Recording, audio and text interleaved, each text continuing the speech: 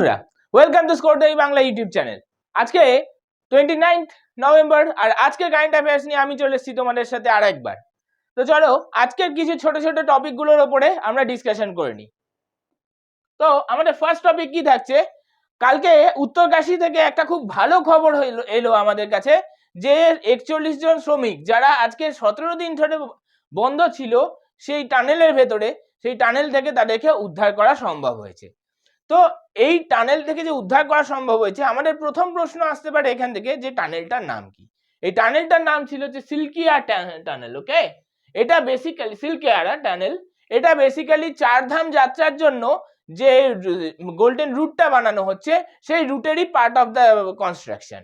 এই ইনসিডেন্টটা ঘটেছিল 12 নভেম্বর 2023-তে, যেখানে 41 জন শ্রমিক তোমার এই টানেলের ভেতরে বদ্ধ হয়ে গেছিল। বেসিক্যালি এনারা টানেলের মাঝে ছিলেন এবং সামনের দিকে ধস নেমে জায়গাটা বন্ধ হয়ে যায় এবং বিভিন্ন সময় বিভিন্নভাবে এটাকে খুঁড়ে উপর দিয়ে ড্রিলিং করার চেষ্টা করা হয়েছে, সাইড দিয়ে ড্রিলিং করার চেষ্টা হয়েছে এবং তার জন্য বাইরে থেকে অগার মেশিন আনা হয়েছিল। তো বিভিন্নভাবে প্রসেসে এবং বহু প্রতিকূলতার মধ্যে দিয়ে লড়াই করে ফাইনালি এই সাকসেসটা কিন্তু ওরা পেয়েছে। ইন্ডিয়ান আর্মিতে এখানে ছিলেন, এনডিআরএফ টিম ছিল এবং লোকাল পুলিশ এবং সবাই মোটামুটি প্রচুরভাবে সাহায্য করেছে এবং এইখানে আমাদের বাংলারও 3 জন মানুষ কিন্তু এই শ্রমিকদের মধ্যে ছিলেন। নেক্সট চলে আসছি আমরা বেঙ্গালুরুর ব্যাপারে।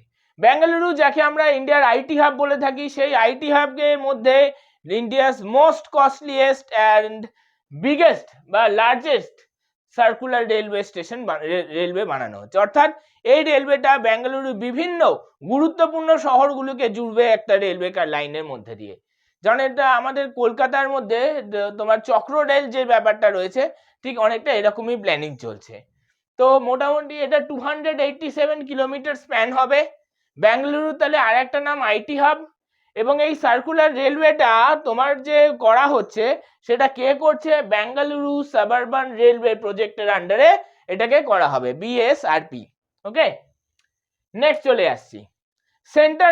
Centre renames Ayushman Bharat health and wellness centre to Ayushman Arogya Mandir. Sorry, Ayushman ভারতে কি দেখা গেছে, আয়ুষ্মান ভারতের প্রকল্পের আন্ডারে সেন্ট্রাল গভর্নমেন্ট থেকে বিভিন্ন মানুষকে বাড়ি করার জন্য একটা সার্টেন অ্যামাউন্ট অফ টাকা দেওয়া হচ্ছে বা বাড়িটা করে দেওয়া হচ্ছে। তো এই যে আয়ুষ্মান ভারত যে প্রকল্পটা হেলথ অ্যান্ড ওয়েলনেস সেন্টার, এই হেলথ অ্যান্ড ওয়েলনেস সেন্টারের আর এটা হচ্ছে অন্য জিনিস, ওটা ছিল হচ্ছে বাড়ি বানানোর জন্য, আর এটা হচ্ছে হেলথ অ্যান্ড ওয়েলনেস সেন্টারের জন্য। যে এই আয়ুষ্মান ভারত প্রকল্পের আন্ডারে মানুষজনকে তোমার কি করা হচ্ছে, ফ্রিতে মেডিকেল সার্ভিস দেওয়া হচ্ছে। তো এই মেডিকেল সার্ভিসের যে নামটা সেটা চেঞ্জ করে আয়ুষ্মান আরোগ্য মন্দির করা হয়েছে। মেনলি যেটা টার্গেট, যেটা এখানে মানুষ সুস্থ হতে আসে, তাই এটা একটা মন্দির। নেক্সট চলে আসছি, government to launch first ever auction for critical mineral blocks today. Critical mineral যে ব্লকস, যে মেনলি যে ক্রিটিক্যাল মিনারেল অর্থাৎ যেসব মিনারেলসগুলো খুব কম পরিমাণে পাওয়া যায়, রেয়ার আর্থ যেমন হচ্ছে লিথিয়াম বলো, গ্রাফাইট বলো, কোবাল্ট বলো, টাইটানিয়াম বলো, এবং রেয়ার আর্থ এলিমেন্টস যেগুলো আছে সেইগুলোকে তোমার হাইলাইটেড করে এখানে গভর্নমেন্ট একটা অকশন তৈরি করেছে, যেখানে মানে কি বলছে, India has committed to achieving 50% of cumulative electric power installed capacity from non-fossil source by 2030. 2030 মধ্যে নন ফসিল সোর্স অর্থাৎ যেগুলো ফসিল ফুয়েল থেকে উৎপন্ন করা হয়নি এইরকম জিনিসগুলোকে দ্বারা রিপ্লেস করে দিতে চাইছে বাই 2030। ঠিক আছে, এই কাকে, যে ফসিল ফুয়েল দ্বারা তৈরি হওয়া জিনিসগুলো থেকে। তো এর জন্য কি করা হয়েছে, এর জন্য first ever auction of critical mineral blocks এর শুরু করা হয়েছে এবং এটা উদ্বোধন করছে হচ্ছে আমাদের যে কোল মাইন্স এর মিনিস্টার প্রহ্লাদ যোশী। ঠিক আছে, minister of coal and mines তার যে প্রহ্লাদ যোশী, তিনি এই অকশনের ইনগরেশন করছেন। নেক্সট, ইন্দোনেশিয়ার আনাক কারাকাটু, ক্রাকাটাউ নামটা একটু ঘটমটো বলতে পারো, ভলক্যানো এরাপ্টস হয়েছে। এই এরাপশনের জন্য মানে প্রায় 1 কিলোমিটার মতো উঁচু ধোঁয়া আকাশে দেখা গেছিল। এটা কোথায় আছে, সিচুয়েটেড ইন সুন্দ্রা স্ট্রেট। ঠিক আছে, এটা আনলে একটা পাওয়ার ইরাপশন হয়েছে এবং তার ফলে এই জায়গাটায় 1 মিটার মানে 1 কিলোমিটার হাই কালো ধোঁয়ায় ছেয়ে গেছিল আকাশ।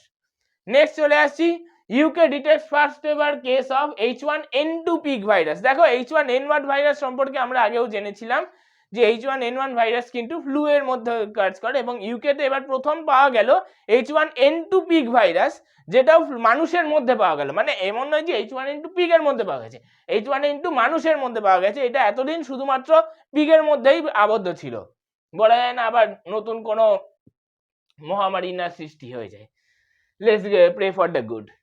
ওকে, নেক্সট, প্রেসিডেন্ট দ্রৌপদী মুর্মু, এই গত সোমবারের ঘটনা, যে সে কি করেছেন যে একটা 7 মিটারের উঁচু কনস্টিটিউশন ডে ছিল 26 নভেম্বর এবং সেই দিনে একটা 7 মিটার উঁচু বি.আর. আম্বেদকরের যে স্ট্যাচু সেটা প্রেসিডেন্ট দ্রৌপদী মুর্মু উন্মোচন করেছেন। কোথায় করা হয়েছে?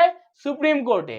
এমনিতেই বলা হয় যে ইন্ডিয়া তোমার কনস্টিটিউশন বেসড চলে, অনেক মানে ইন্ডিয়ার আইন শৃঙ্খলা অনেক অংশে কেন প্রায় 99%ই বলতে পারো কনস্টিটিউশন বেসড, এবং সেই কারণে এই কাজটা কিন্তু তোমার করা হয়েছে। B.R.. Ambedkar, the father of constitution, Indian constitution, তার একটা স্ট্যাচু কিন্তু এখানে রাখা হয়েছে।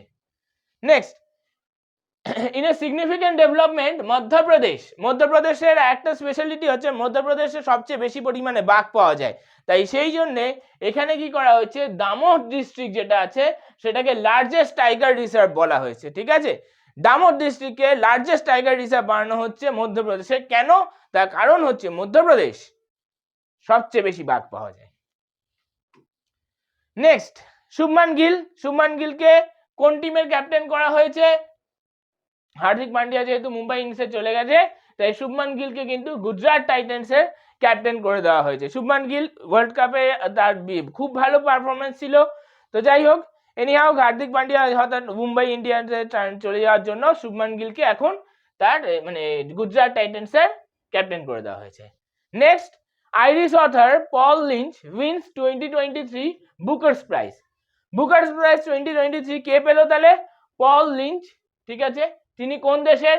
Irish author. ঠিক আছে, তাকে তার 5th নোবেল প্রফেট সং এইটার জন্য কিন্তু তাকে দেওয়া হয়েছে এবং ইনি basically London based Indian origin author চেতনা মুরা ডেবিউট করেছেন এখানে ওয়েস্টার্ন লেনে। ওকে, তো আজকের কারেন্ট অ্যাফেয়ার্স এত অবধি রইল। চলো আবার কালকে তোমাদের সাথে দেখা হবে, ততক্ষণ পড়তে থাকো স্কর্ডেমি বাংলার সাথে। এখন পড়া হবে সহজ।